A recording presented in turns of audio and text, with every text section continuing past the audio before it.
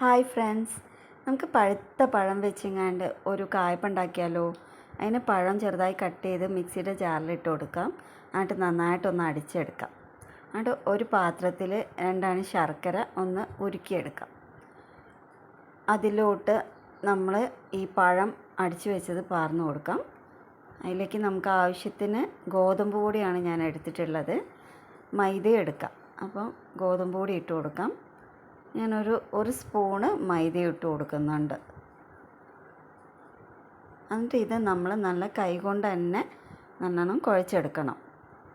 കൈ വെച്ചിട്ട് തന്നെ കുഴച്ചെടുക്കണം. അപ്പം കട്ടയൊക്കെ ഉണ്ടെങ്കിൽ അങ്ങ് ഉടഞ്ഞോളും.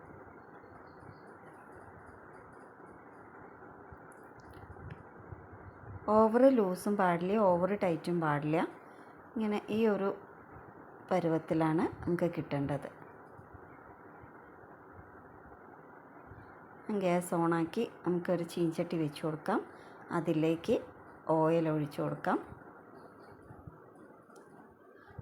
നന്നായി ചൂടായി കഴിയുമ്പം ഞാനിതൊരു സ്പൂൺ കൊണ്ടാണ് കോരി ഒഴിച്ചു കൊടുക്കുന്നത്. കൈ വെച്ചിട്ടും ചെറുങ്ങനെ ഇങ്ങനെ ബോൾസാക്കി ഇട്ട് കൊടുക്കാം കേട്ടോ. ഞാൻ സ്പൂണ് വെച്ചിട്ടാണ് ഒഴിക്കുന്നത്. ചെറിയ ബോളാക്കുന്നത്, വലിയതല്ല. ഉള്ളൊക്കെ നന്നായിട്ട് വെന്തോളും പെട്ടെന്ന്. സിമ്മിലാക്കിയിട്ട് വേണം അങ്ങനെ ചെയ്യാൻ.